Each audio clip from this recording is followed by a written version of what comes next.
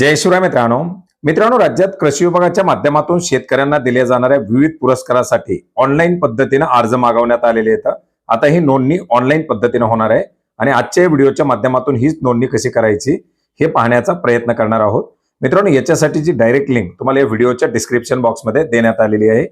कोणते कोणते पुरस्कार दिले जातात, त्याच्यासाठी अटी शर्ती काय असतात, दिल्या जाणाऱ्या पुरस्काराचं जे काही स्वरूप असतं ते कसं असतं, त्याच्यासाठीचे निकष काय असतात किंवा कुठल्या क्षेत्रामध्ये त्या शेतकऱ्यांना काम केलेलं असावं याच्या संदर्भातील सविस्तर माहिती सुद्धा आपल्याला या व्हिडिओच्या डिस्क्रिप्शन बॉक्समध्ये दिलेल्या लिंकवरती मिळेल किंवा या पुरस्कारासाठी नोंदणी करण्यासाठीच्या पोर्टलवरती सुद्धा उपलब्ध आहे।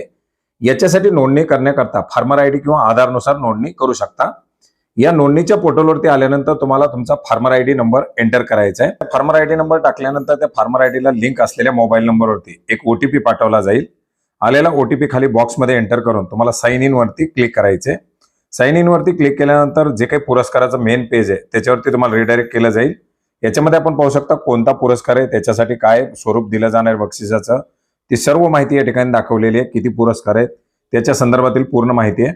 आणि या ठिकाणी आपण पाहू शकता अर्ज प्रक्रियेची सुरुवात आणि शेतकरी डॅशबोर्ड। अर्ज केल्यानंतर आपल्याला शेतकरी डॅशबोर्डला दाखवणार आहे। याच्यात पुरस्काराची माहिती सुद्धा आपल्याला या ठिकाणी दिलेली आहे। याच्यामध्ये कोणत्या पुरस्कारासाठी अर्ज करायचा आहे, पुरस्काराचे नाव आपण याच्यामध्ये पाहू शकता। वेगवेगळे पुरस्कार आहेत, आपण ज्या कॅटेगरीमध्ये असाल त्या कॅटेगरी आपल्याला निवडायची।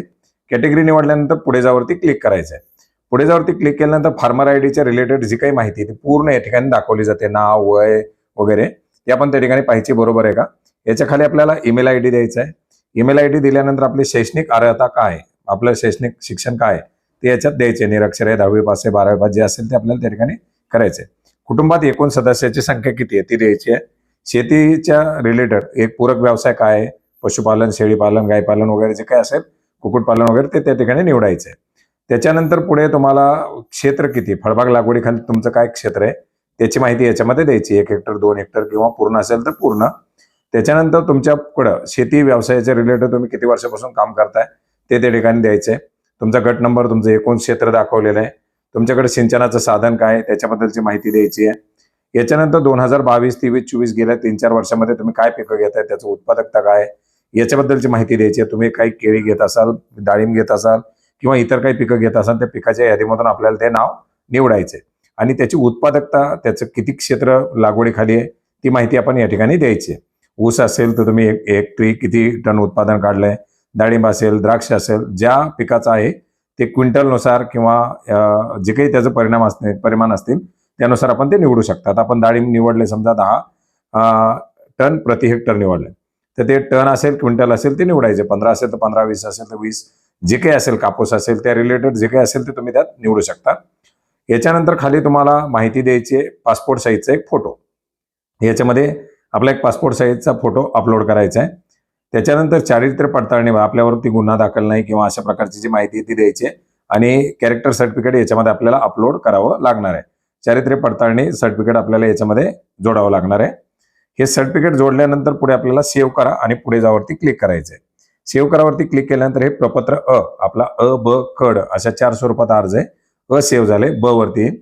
आता ब मध्ये काय आहे की आपल्याबद्दल माहिती द्यायची की आपण का पुरस्कारासाठी पात्र आहोत, आपल्याला पुरस्कार का मिळाला पाहिजे, अशा आपल्या स्वरूपातील एक प्रपत्र ब मध्ये आपल्याबद्दलची माहिती याच्यात पूर्ण द्यायची आणि सेव्ह करायचे। पुढे आपल्याला प्रपत्र क खुलणार आहे। आता क मध्ये काय की पुरस्काराच्या रिलेटेड तुम्हाला पेपरमध्ये आलेल्या बातम्या असतील, काही इतर फोटो असतील किंवा इतर तुम्हाला काही मिळालेले पुरस्कार असतील त्याच्या संदर्भातील तुमच्या पिकाची माहिती किंवा त्याच्यामध्ये काही केलेलं काम या संदर्भातील जी काही असेल ती तुम्हाला माहिती याच्यामधून जोडायची आहे प्रपत्र क मध्ये। आणि ही सर्व माहिती जोडल्यानंतर तुम्ही पाहू शकता खाली स्क्रॉल केल्यानंतर खूप साऱ्या कॅटेगरी, प्रत्येक पुरस्कारानुसार वेगवेगळी जी काही माहिती असेल ती माहिती याच्यामध्ये आहे आणि सर्व माहिती पाहून त्याच्या रिलेटेड जे डॉक्युमेंट असतील ते अपलोड करून आपल्याला पुढे सेव्ह करावरती क्लिक करायचे। प्रपत्र क सेव्ह केल्यानंतर पुढे आपल्याला प्रपत्र ड वरती रिडायरेक्ट केलं जाणार आहे, ज्या ठिकाणी आपल्याला पुन्हा एकदा घोषणापत्र द्यायचे की जी काही दिलेली माहिती आहे ही माहिती पूर्णतः बरोबर आहे आणि आपल्या त्या याच्यात आहे आणि ही दिलेली माहिती जर चुकीची असेल तर वगैरे आपण पुढे जे काही शिक्षा असेल त्यानुसार आपण पात्र राहू। त्याला आपल्याला काय करायचे, सहमती टिक करायची आणि सबमिट करावरती क्लिक करायचे। काही चुकीचं असेल तर मागे जाऊन आपण ती माहिती दुरुस्त करू शकता आणि ही भरलेली माहिती आपण ज्या पुरस्काराच्या रिलेटेड जी माहिती पाहिजे किंवा ज्या अटी शर्ती पात्रता आहेत त्यानुसार, त्या निकषानुसार ते आपल्याला भरायचे आहे। तर अशा प्रकारे आपण हे अगदी सोपे अशा पद्धतीने हे अ ब कड प्रपत्र भरू शकता. पुरस्कारासाठी आपलं नॉमिनेशन आपण सबमिट करू शकता.